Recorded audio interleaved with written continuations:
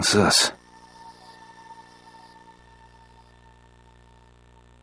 I am Solidus-Skully and welcome back to the Silent Hill Downpour commentary.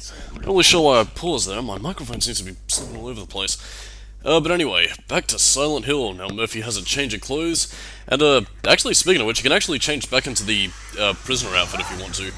There aren't really that many, like, costume changes that Murphy has. Like, I mean, there are no unlockable skins, unlike Silent Hill Origins where you could dress up as Vincent as one of them, I'm pretty sure. But yeah, this is the gun we got earlier from the safe. We can blast away our enemies, which, well, symbolically speaking, have particular relevance to Murphy.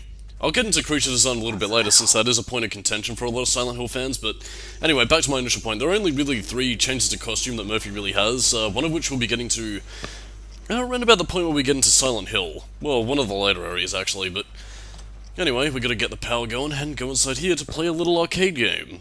Well, I mean, I say arcade game, but it's really more of a pinball-ish thing. We have our tokens, now we can play Prisoner. Tee-hee the symbolism, isn't it just marvelous? But yeah, you maneuver these balls into the holes and, well, you earn your freedom. Again, I think this is probably what people were critiquing the most in terms of puzzles. Like, I mean, I'll admit they aren't the most brain-taxing, and they really are more gimmicky if nothing else, but by that same volition, though,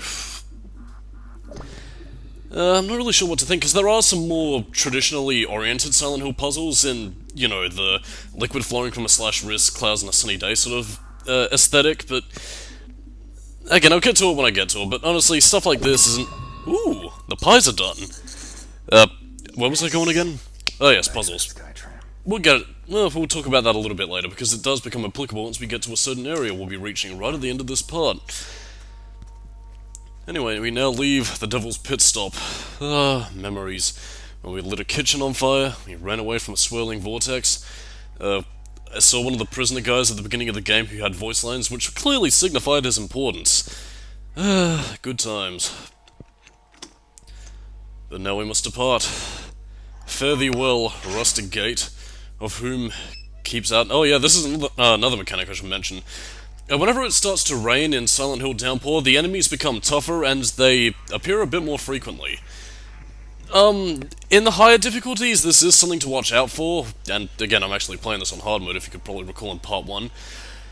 And, yeah, although there is a reason I am playing on hard mode, which I don't usually do for, games, unless of course it's a puzzle game like, say, Catherine, for example, but yeah, in the rain, enemies become tougher, and they appear more frequently, so, yeah, you can usually avoid having rain throughout the game by going inside buildings and such, which, you know, wait for the rain to pass. Again, it's a mechanic that I think is a lot more underutilized than it should have been. I mean, granted, I guess maybe something they could have done was a Forbidden Siren sort of thing, like maybe you can knock enemies down, but they'll eventually get back up and the rain makes them stronger. I mean, granted, admittedly, I don't think Silent Hill works under the same sort of rule set as, like, you know, the Data Sushi from Forbidden Siren, but, you know, would have been a nice little callback. I mean, Silent Hill used to do that all the time to things that inspired them. Although, then again, according to Devin Shatsky, actually, this game is more based on Silent Hill 2 than, you know, a lot of the occult stuff, so maybe that probably wasn't at the forefront of his thinking. Anyway, we go on to our next part of the game, which, honestly, this is fucking beautiful scenery, man. I mean, say what you will about Downpour, but I think in terms of, not necessarily graphical fidelity, but in terms of some of the visuals that they have in this game, it can look fucking beautiful at times, especially when they decide to use, light. I don't know. Like, I mean, the Team Silent games I do think look very distinct, but Silent Hill Downpour, one thing I can praise it over, you know, Origins and Homecoming, is that it's got a very distinct visual style that is simultaneously creepy to look at, but at the same time, when it wants to look beautiful, it achieves it. I'm not quite sure what engine Silent Hill Downpour runs off. I think it might be the Unreal Engine, although I'm not too sure. It looks fairly decent, although as you probably saw earlier on with, you know, Murphy's clothes being put on, it doesn't quite live up to that sort of standard in the sense of, well, being visually... I mean, it kind of has that same sort of problem that games like Batman Arkham Asylum had, where textures looked incredibly blurry, then started to fade in. It was a bit of a common problem, actually, for a lot of games of the 7th generation, which was, you know, games like Batman Arkham Origins, X-Men Origins Wolverine, the video game. I'll talk about that little voice later because, yeah, that mysterious Frank Coleridge sounding voice actually makes an occurring reappearance throughout the game. Oh, and we also have the radio announcer, DJ Rix. Yeah, he will also play a part in this game. Actually has some very interesting symbolism regarding him as well. Well, something that you only really come to know if you collect some of the mementos throughout the game, because you can find those. I mean, it's not quite in the same sense of Silent Hill Shadow Memories where they make an appearance at the end of the game. It's more of a collectible if nothing else. Nothing too major, but, you know, stuff that you can pick up along the way. I haven't gotten all of them, mostly because I haven't looked up a guide to see where they all are, but, you know, you do learn bits and pieces and tidbits of information regarding certain things in the game. There's so much information to relay. DJ Rix, I mean, as I mentioned earlier, you can hear radio songs all throughout the game, and he will play some of the more licensed tracks that I was bringing up in the last part. So, yeah. And it actually does lead to an interesting little bit later on after a certain event happens in the radio station, and DJ Rix, well, I think I'll save that for when we get there, but enjoy a cutscene.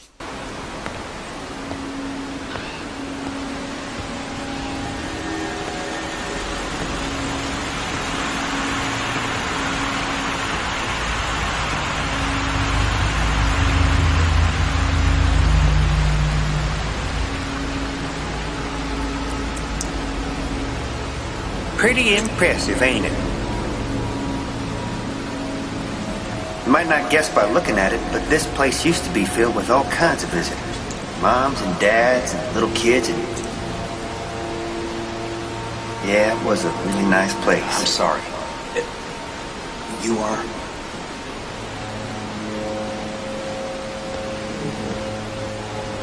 Name's J.P., and that, sir, is the Devil's Pit. 490 meters straight down to the blackest soul of the earth. The deepest limestone sinkhole north of... of... fascinating, but... Sorry.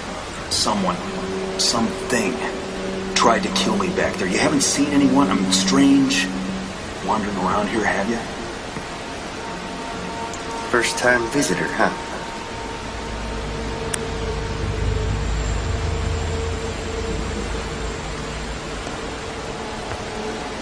Listen, if there's a quick way out of here, I'd really appreciate it if you just tell me... Way out? What good would that do? Sorry. We, don't get too many visitors these days. Right. Well, be seen. If you head through the cavern, there's a train. Can take you to Hillside. Boy, I tell you, all the kids, they, just love that little train. How about you show me? Sorry. Someplace I gotta be. Thanks for the tip.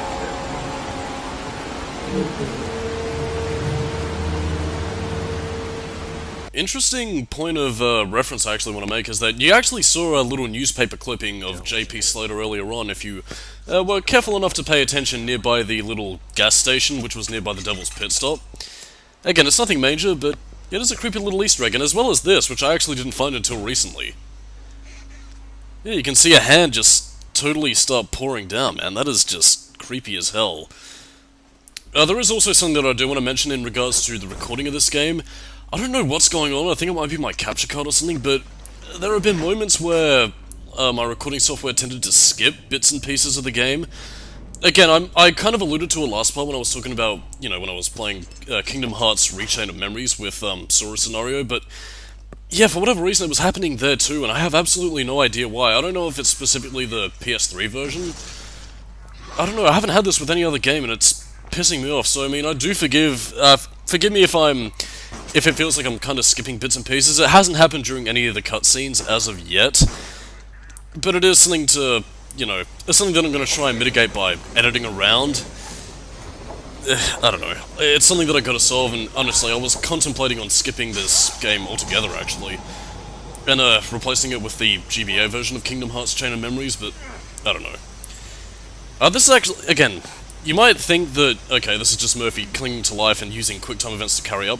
Biggest problem with that, you lose all your stuff. So, you know, the gun you collected, all the ammunition, well, I don't think the ammunition, but, you know, was it the flashlight? I'm not entirely sure. Point being, you lose a lot of your stuff, which, again, in terms of gripes and legitimate criticisms, is my point of criticism about the game in the sense that it's trying to make the game more tense and horrifying by taking things away from the player, which is it's a design that I don't like in terms of horror games, especially in regards to, you know, some of the, I guess what you consider the walking simulator sort of horror games, like, you know, well, not necessarily Five Nights at Freddy's, but I guess more in the vein of, you know, Slender or, you know, fuck, I forgot what the other game, you know, the games where you just walk around as a hapless moron walking into a haunted place and trying to run away from a monster sort of games. I dislike that because, I mean, while you as a normal human probably don't have the means to fight back and, you know, you succeed in trying to fight off any sort of monsters, at the same time, and something I am appreciative for games like, you know, Silent Hill, not Shadow Memories, bloody Silent Hill Downpour 4, is that you can fight using your fists, so you're not entirely screwed if you don't have a weapon. In fact, I think actually Silent Hill Origins also did something similar to that.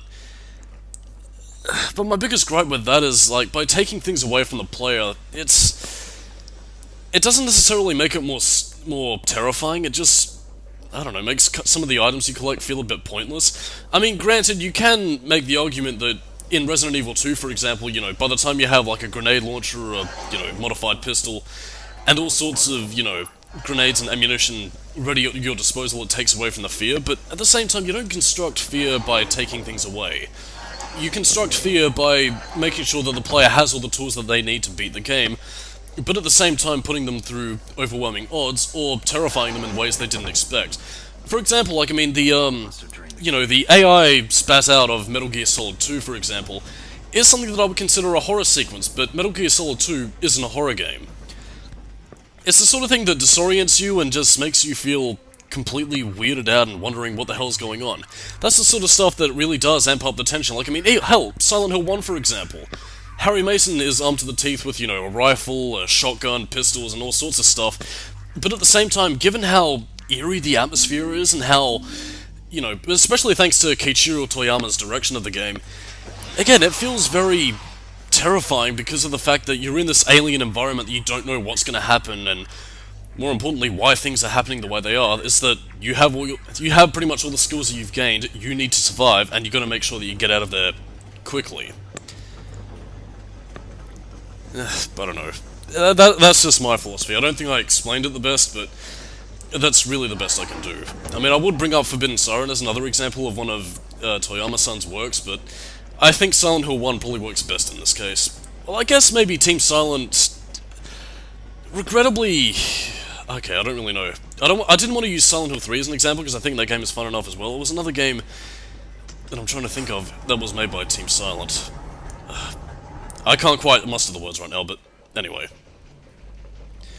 Down we go, into the lift shaft, and again, I might as well talk about the environment since we're actually here now. Yeah, the mines.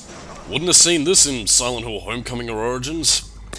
What I really do like about this mine segment is mostly, I mean, not only the unique aesthetics, but as well as the fact that you get to really see some very abstract stuff in here. Like, I mean, there isn't an Otherworld sequence, although I can only imagine how creepy that would have been. There is a sort of funhouse, in quotation marks, segment right at the very end, which actually, which actually does have some interesting trivia that I'll get to in a little bit, but again, I just love the unique environments that this game just presents to us. Which, I mean, at this stage, I think Silent Hill was starting to, you know, become very troped. I mean, I'd argue that Shattered Memories and Downpour did spice things up a little bit with having a few unique bits and pieces here to make things really stand out compared to Homecoming and Origins. But yeah, it's something that I do really appreciate. Interesting fact as well, this coal mine is owned by the Gillespies, which, again, I don't know if there's any sort of direct relation to Alessa's family. I'm guessing perhaps, because that might explain why Dahlia's had some form of affluence to the town. I mean, again, mining was and still is a pretty decently big industry. Especially in Australia, actually, although the mining boom is starting to die down, so... Again, we'll avoid talking about realism for now. But I mean, yeah, the fact that the Gillespies owned a coal mine possibly could have explained why they were so in deep with the cult. I mean, beyond their religious beliefs, like, I mean, in terms of financial affluence, perhaps? I don't know, the Silent Hill games have never really delved into the backgrounds and histories. I mean, Origins had a chance to do it, but it didn't really do so in favor of just sandwiching it between Travis Grady's mental issues and, you know, basically the stuff that we all knew from Silent Hill 1. A new enemy here, Weeping Bat, I might as well talk about that actually. Yeah, probably one of the critiques that people have is that the enemy design is uninspired, and I think the Weeping Bat is probably the biggest testament to that fact, given the fact that it's, well, just a very generic sort of enemy design that, I swear to god, I saw in, fuck, what was it called? I think it was like Condemned Criminal Origins? No, it wasn't that, actually, it was another game. I can't remember what it is at the moment, but it'll probably come back to me. A very annoying enemy, it's pretty tough to beat, mostly because it blocks your shots, and one annoying habit that the enemies do have in this game is that, you know, you can hit them a couple of times, then they'll have this block attack, and then they have this, like, instant counter attack where they just completely spaz out and hit Murphy to the ground, you know, without giving the player a chance to defend because, you know, you're stun locked.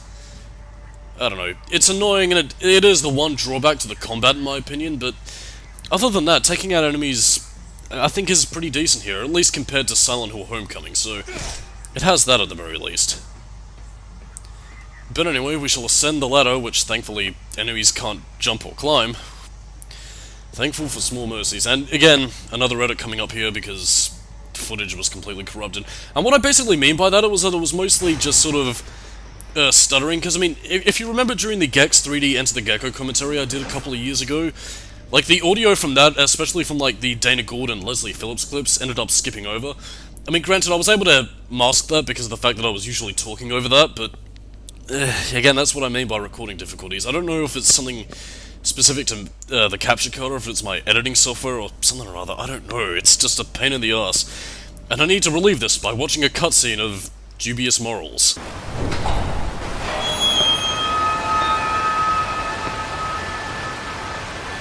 Slater!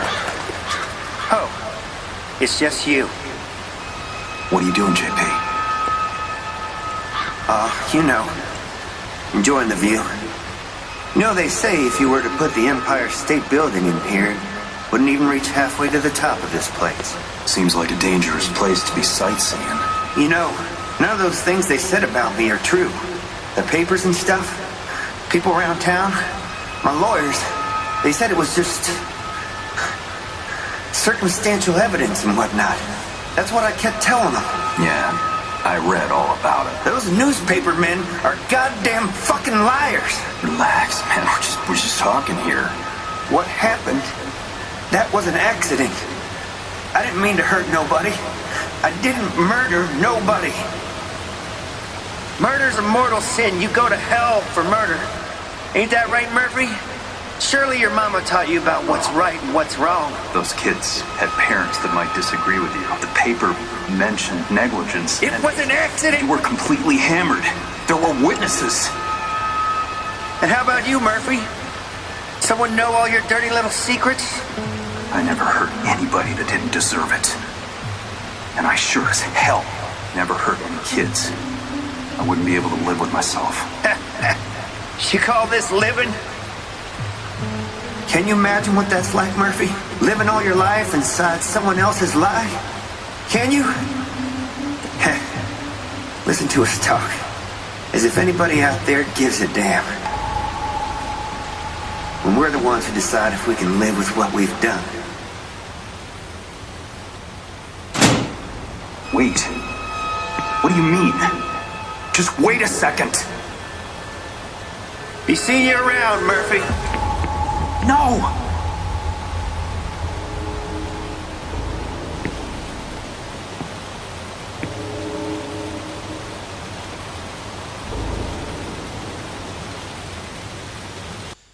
Fare thee well, J.P. Slater. You were truly a legend. But again, yeah, that's what he was done in for. He got completely tanked and, well, he killed a bunch of kids and parents, and now the town hates his guts. Again, it really does key into the theme of guilt in a way in which I think is honestly far greater than what Silent Hill 2 had to say on the matter. I mean, granted, Silent Hill 2 did tackle guilt in a very broad sense, and it's mostly in regards to James, which, in terms of execution, I think was done well, but I think Silent Hill Downpour kind of takes the theme and honestly runs with it in a way that I think really does speak so, because rather than having it simply centered to one character, while, you know, you had Eddie and Angela covering the other broad strokes of, you know, abuse, anger, and, you know, very sexual undertones, I think Silent Hill Downpour has a little bit more consistency with its theming, Because, I mean, the theme of guilt isn't just consistent with Murphy, it's consistent with almost all the characters in the game, really. I mean, the policewoman Anne that you saw die earlier, which, yeah, she, comes back, spoiler alert, and of course with J.P. Slater, and again with another character we'll be meeting, sooner or later. The way in which Silent Hill Downpour handles it, I mean, it is...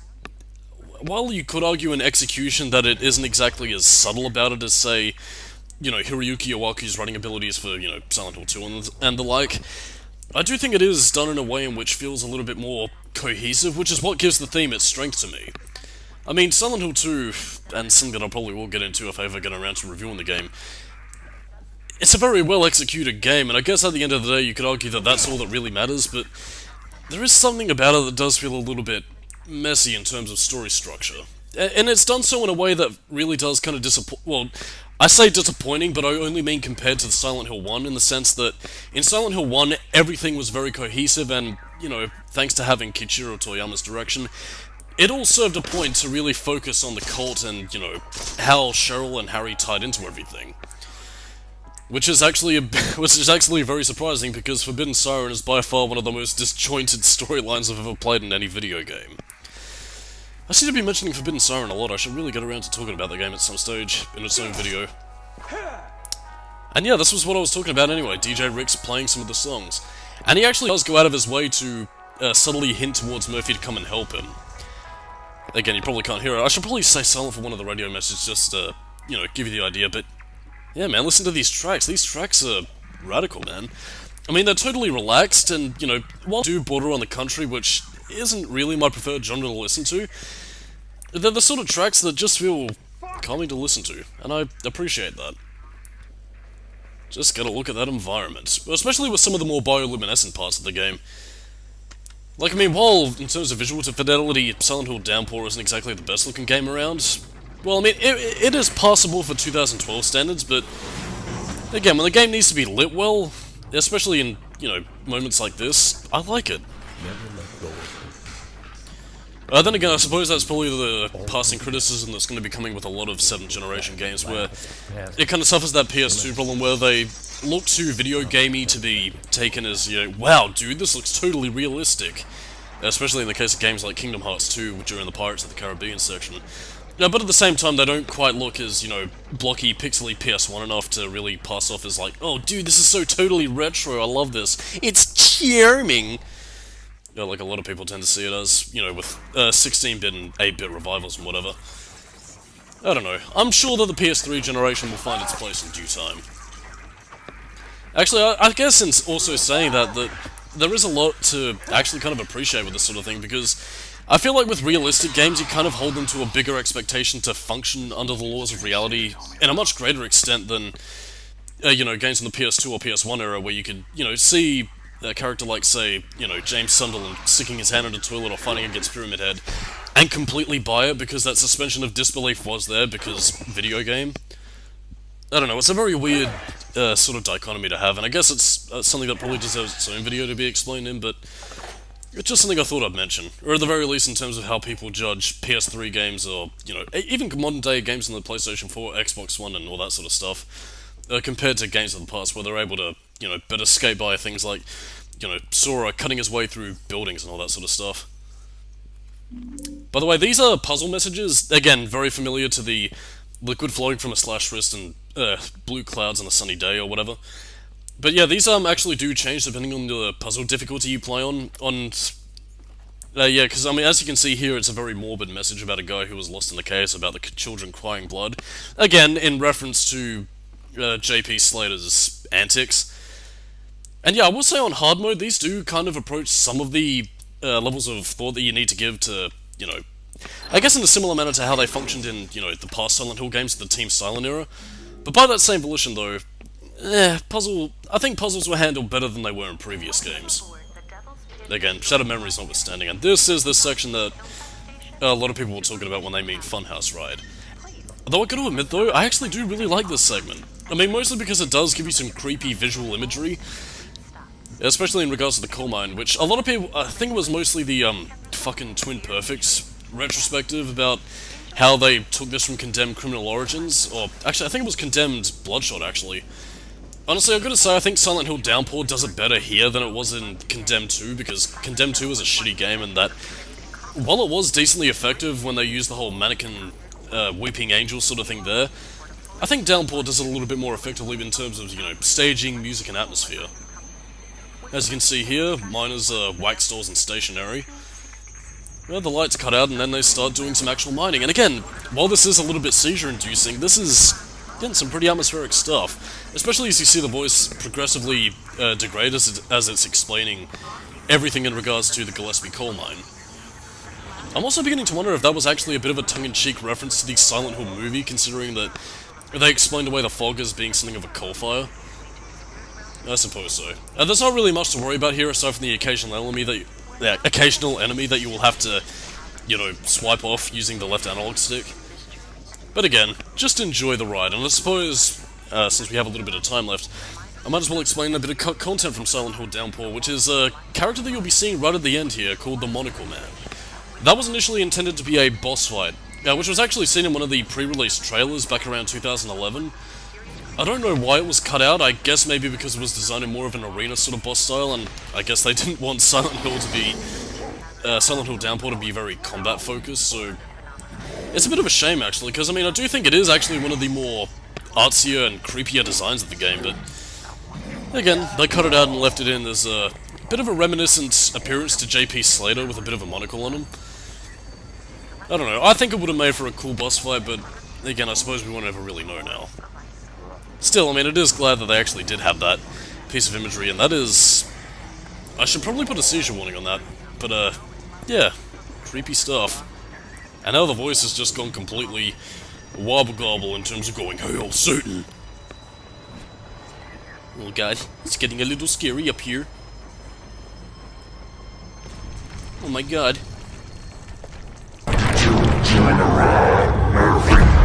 No, I'm scared. I'm Skully, keeping new metal. See you next time in the Silent Hill Downpour commentary. Bye.